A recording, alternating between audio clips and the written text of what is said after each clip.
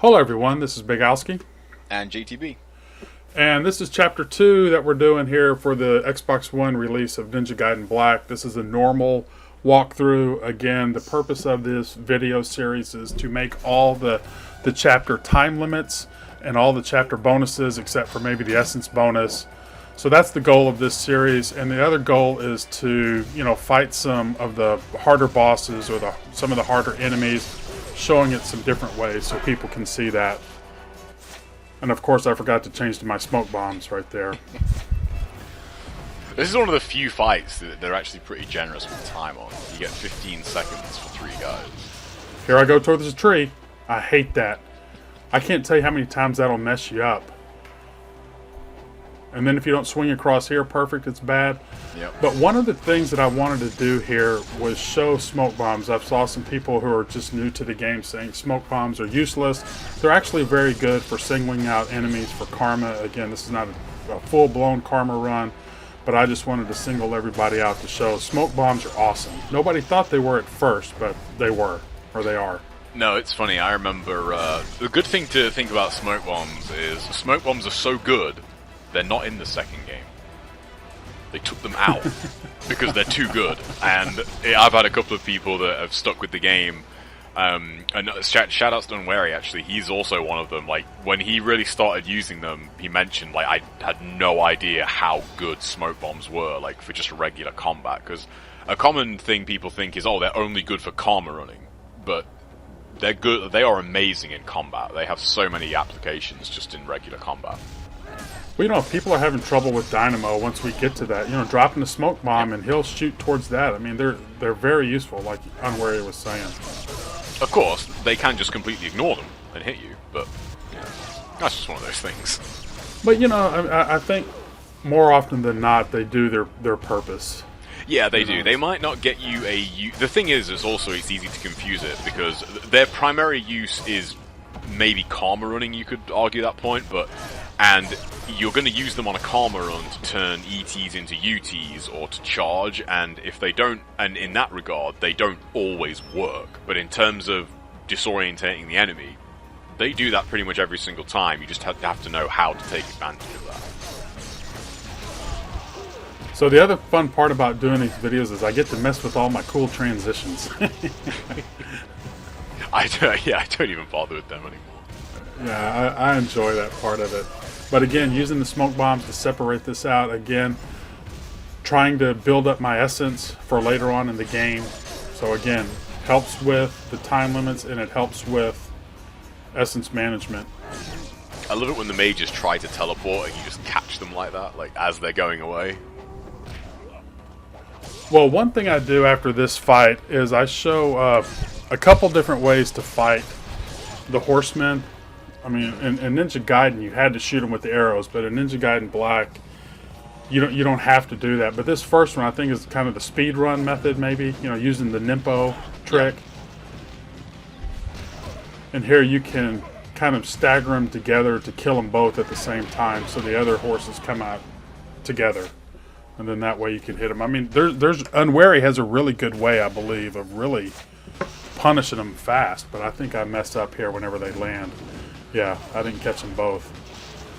Yeah, one thing to note about that strategy, though, is if your first Nimpo doesn't get both of them, take note of where the other samurai is. So right there, that's to Ryu's back. As long as you point the stick away from the guy that's off the horse, most of the time Ryu will actually target the other horseman. He doesn't always do it because he's Ryu and he likes to, wind you up. But for the most part, he'll behave and he'll target the other enemy. So this is the kind of the regular way of doing it now. I mean, not really shooting the arrows, but you drag the essence from the targets and the other scene to start out with the UT. You can jump back at the beginning and kind of UT both of them, but again, the point is to just make the time limit. Yeah, I mean, you can waste your time, like, farming the optimal amount of UTs here. You don't have, it looks like, it's quite deceptive, actually. It looks like you have a lot of time for this fight, but it goes by a lot quicker than you think. Like, all of it, it's really easy to all of a sudden end up with, like, 10 seconds left, but still have 2 horsemen to kill, and at that point you realize, oh, shit, I'm not going to make the time limit. So keeping track of your time is actually really important in this fight.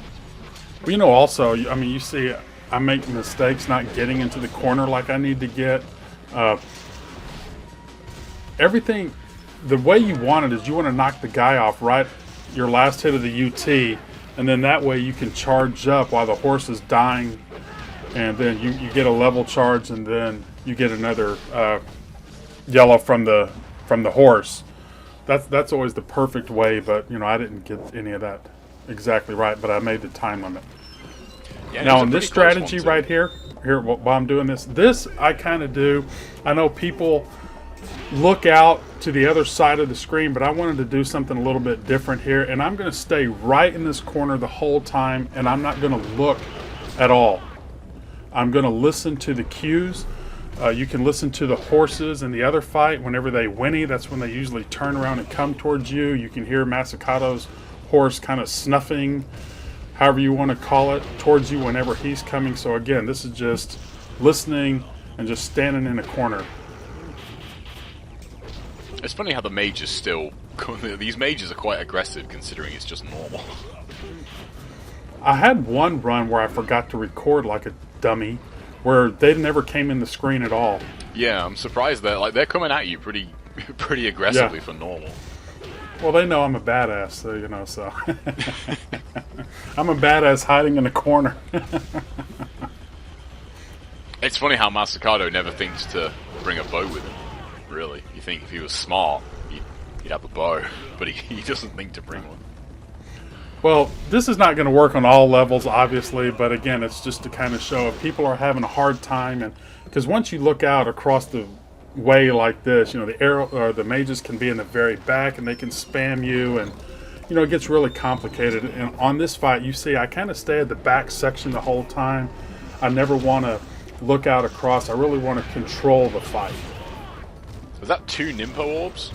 Yeah, there you go. Well, I just said I haven't seen them that much, and I got 2 in the fight. It's one thing to note. I mentioned it when I first started streaming this, and it was one thing when I thought, maybe I'm just imagining it, but the Nimpo orb drop rate on Xbox One is ridiculously high. I don't know why it is. For anyone that doesn't know, we're talking about the red orbs, the red essence, that's Nimpo orbs.